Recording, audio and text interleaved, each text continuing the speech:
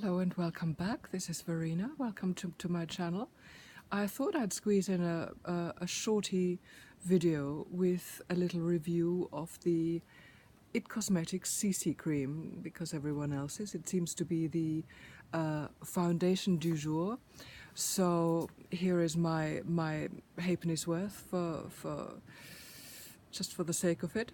I bought this in Selfridges in London at the It Cosmetics counter. I was advised to buy it in the shade Fair and to apply it with a brush ideally, because neither fingers nor beauty blender seem to work so well. This has a factor 50. It says your skin but better. Color correcting, full coverage, no.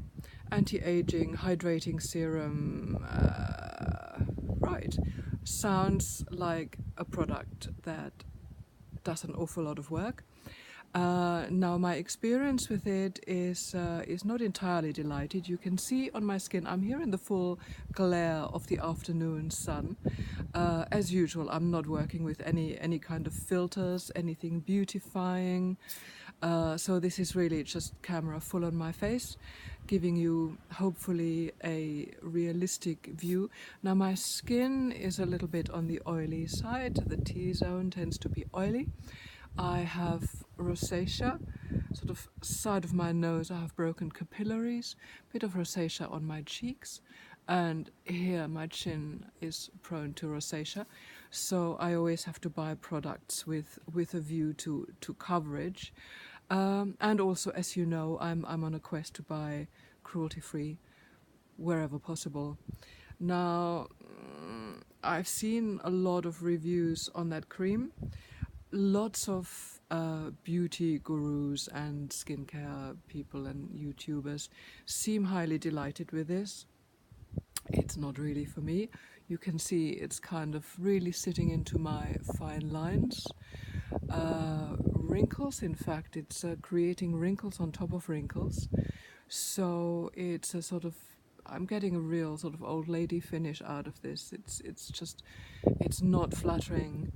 I do love the fact that it's got a 50 sunscreen, and I have not worn it very much out and about at night, and frankly I don't see the point in wearing a foundation at night when I go out for dinner that has a 50 sunscreen. You know, at night I want to sort of do away with that extra chemical in the product and use a sort of more dewy foundation that looks beautiful in candlelight and doesn't give me all that extra stuff in it for non-existent daylight. So this would always be really a daytime cream for me. I've tried applying it in various ways to make it look a little better, and I can't.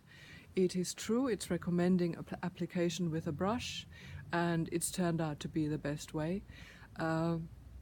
Beauty blender, I have way too much product on my face, so I look a bit ghostly because of the sunscreen.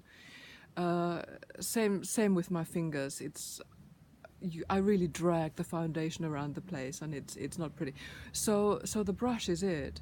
Now I have used it on top of hyaluronic acid serum, extra sunscreen, my usual sunscreen that I put on.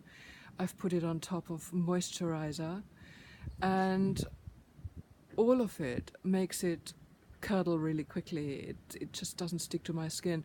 I blow my nose once and the whole thing has gone, and I've got a sort of red nose like Rudolph. It's just not a good look. So every time you touch your face or you blow your nose or whatnot, you have to touch up. Not great. So the only way it stays on for me for a few hours without sort of going all over the place is to put it on freshly cleansed bare skin. Nothing underneath, no eye cream, nothing. It just has to sort of go on. And with a bit of luck it'll stay. Now this promises, hold on a second, full coverage. In your dreams, I'm sort of barely getting medium coverage from it, and in the areas where I have redness, I have to sort of apply a second layer. It's buildable up to a point, and I really just have to very carefully tap it on so I don't dislodge what I've already put on underneath. And then I can equally carefully put on a little bit of blusher. So, not really. Your skin but better? No. It's also the shade range is not that great. The one that looked like it was absolutely my skin's shade, then once the young woman squeezed it out onto the back of her hand, I could see it darkening, sort of inside 30 seconds the whole thing had oxidized and was no longer my shade. So I had to go for this one, which is fair, which is quite a color contrast to my own skin tone. So no, I'll be using this up. I'm going away to Lake Constance for a week, which is an absolutely gorgeous lake, sort of surrounded sort of on one side by mountains. It's in that corner where Germany, Austria and Switzerland meet, and it's beautiful and romantic, and there is some lovely food and drink.